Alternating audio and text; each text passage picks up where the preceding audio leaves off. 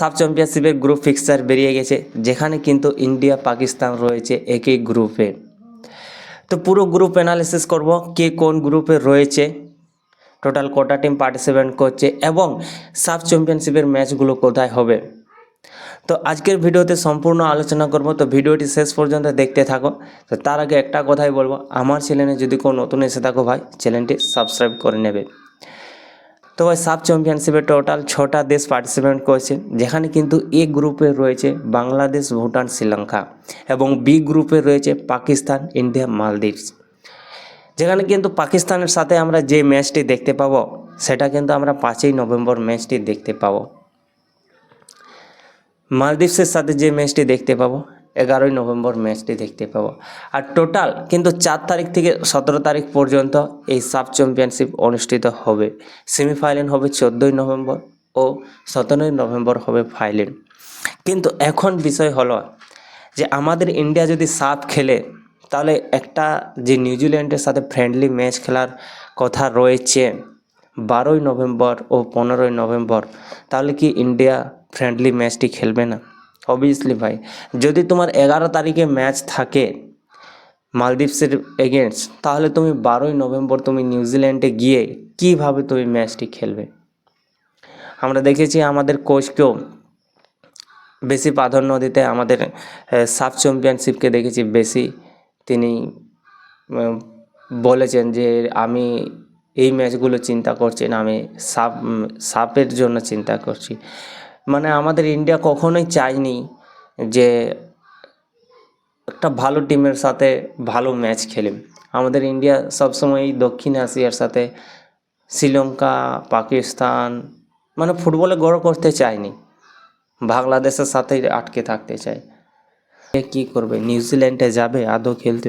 আমরা যদি আপকামিং যদি ইন্ডিয়ার আমরা যে ফিক্সচার দেখি যে ইন্ডিয়ার কার কার সাথে ম্যাচ আছে, তাহলে 24শে সেপ্টেম্বর আমরা যে ফিফা এশিয়ান কাপের ম্যাচ দেখতে পাবো ইন্দোনেশিয়ার সাথে, 27শে সেপ্টেম্বর মালয়েশিয়ার সাথে এবং 23শে সেপ্টেম্বর আমরা সিঙ্গাপুরের সাথে ম্যাচ দেখতে পাবো। তারপর অক্টোবর আমরা ব্রাজিলের সাথে ম্যাচ দেখতে পাবো।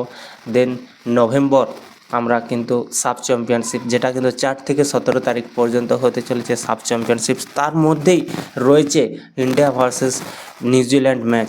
তো এখন বিষয় হচ্ছে যে নিউজিল্যান্ড কি যাবে আমাদের টিম সাব চ্যাম্পিয়নশিপে? আমরা দেখেছি কিন্তু আমাদের কোচ খালিদ জামিলকে তিনি কিন্তু সাব চ্যাম্পিয়নশিপকে বেশি গুরুত্ব দিয়েছে। তো সেখানে দাঁড়িয়ে যে 12ই নভেম্বর নিউজিল্যান্ডের সাথে যে ম্যাচটি আছে, আমরা দেখেছিলাম যে একটা ফ্রেন্ডলি ম্যাচের কথাবার্তা আছে নিউজিল্যান্ডের সাথে। সেই নিউজিল্যান্ড ম্যাচ কি আদৌ খেলবে না সেই ম্যাচটি ক্যান্সেল করবে, এখন সেটাই দেখার আছে।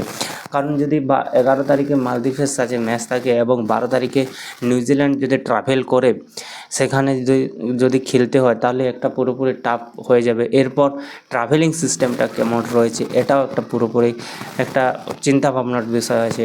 তো যদি সাফ খেলে, তাহলে আশা করছি নিউজিল্যান্ডের সাথে কিন্তু ম্যাচটি ফ্রেন্ডলি ম্যাচটি ক্যান্সেল হয়ে যাবে, যেটা কিন্তু এটা একটা খুবই খারাপ খবর। কারণ আমরা যদি সাফেই যদি আটকে থেকে যাই, আমরা যদি নিউজিল্যান্ডের মতো একটা ওয়ার্ল্ড কাপে কোয়ালিফাই করার মতো টিমের সাথে আমরা যদি ম্যাচ না খেলি, আমরা সেই যদি সাউথ এশিয়ান টিমগুলোকে সাথেই থাকে, তাহলে এটা ইন্ডিয়ান ফুটবলের কিন্তু একটা খুবই খারাপ খবর।